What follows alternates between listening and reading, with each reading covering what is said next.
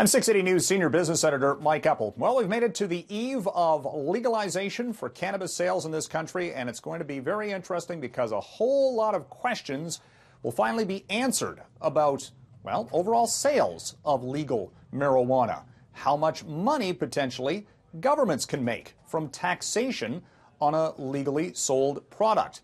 There's been a lot of questions about that. Will it be a revenue boon for government coffers? Well, maybe not so much. Some analysis by Moody's Investor Service indicating that, yes, the provincial and federal governments will be making some money from taxation, but it's going to be about the cost of policing and other issues from social programs that might offset any money coming in on a cost basis. Another issue that could be something to watch in the new world of cannabis in this country is how many people choose to actually grow their own. You can grow up to 4 plants. 15% of Canadians surveyed by Zukasa said, yes, they consider cultivating in-house cannabis. The issue is that could lead to a much less or reduced valuation on your home at resale, with 52% of those surveyed saying they wouldn't consider buying a home where they know that cannabis was being grown in the house. 38% of millennials, interestingly enough, were less reticent about buying a property that had cannabis previously, and 64% of homeowners felt that smoking cannabis indoors would harm a property's resale value.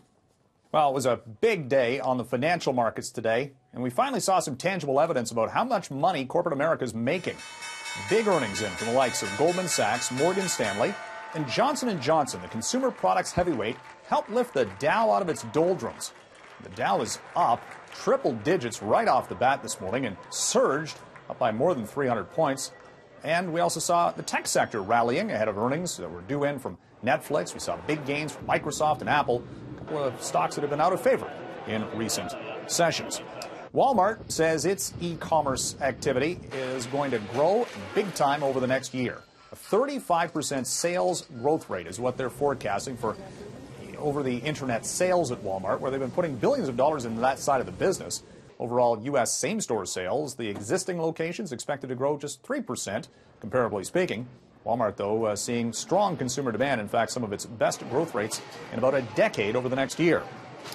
How much is Uber worth? Well, the company has a market valuation, if it were to go on a publicly traded basis as of today, at $120 billion. Wall Street Journal said that Uber's been approached by Goldman Sachs and others about taking the company public. There's been lots of demand for this company to become a publicly traded entity, and it would be a massive tech stock sale when it happens, likely in early 2019.